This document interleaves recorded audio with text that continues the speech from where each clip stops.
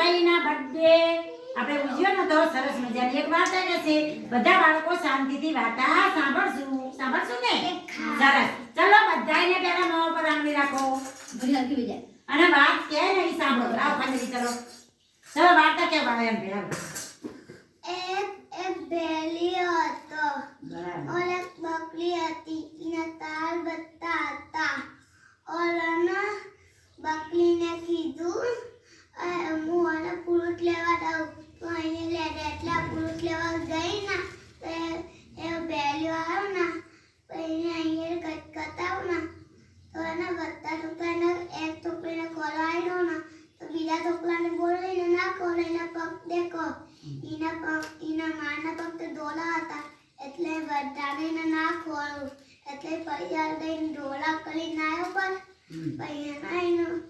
કોઈને અવાજ ટોલે મારી કે તો ના